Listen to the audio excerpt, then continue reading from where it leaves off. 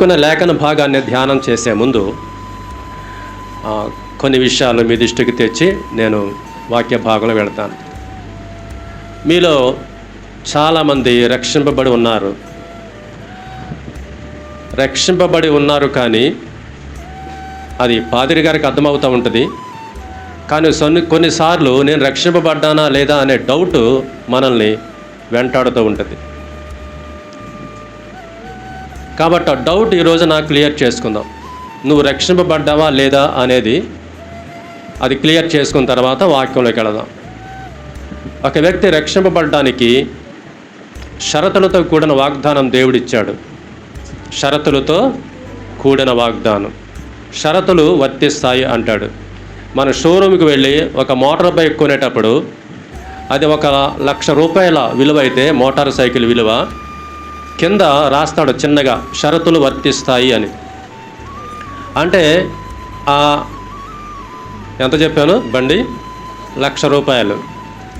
1,00,000 రూపాయలు కట్టేస్తే బండి చేతికి రాదు, షరతులు వర్తిస్తాయి అంటాడు. అంటే మళ్ళీ దాని వెనక చిన్న చితక ఫీజు ఉంటుంది.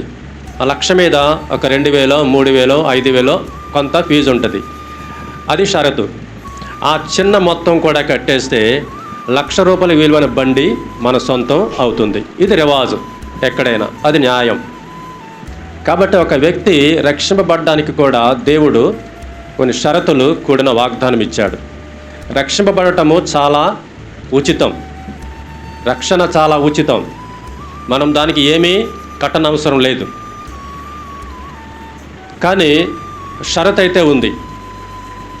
కష్టపడాల్సిన పని లేదు, తీర్థయాత్ర చేయాల్సిన పని లేదు, పుణ్యక్షేత్రాలు దర్శించిన పని లేదు, దానాలు చేయాల్సిన పని లేదు, ఊరికే మందిరం చుట్టూ 7 సార్లు 14 సార్లు తిరగాల్సిన పని లేదు, మందిరంలో చేరి జుట్టు పీక్కుని నువ్వు కనబడతావా చత్తావా గోడ మీద రాస్తావా నా పాపమని అనవసరం పని లేదు. కేవలం దేవుడు ఏం చెప్పాడో వాక్యాన్ని నమ్మి విశ్వసించి ఆయన ఏం చేయమన్నాడో అది చేస్తే చాలు, మనకు రక్షణ జరుగుతుంది. 3 విషయాలు మీ దృష్టికి తెచ్చి నేను ముందుకు వెళతాను.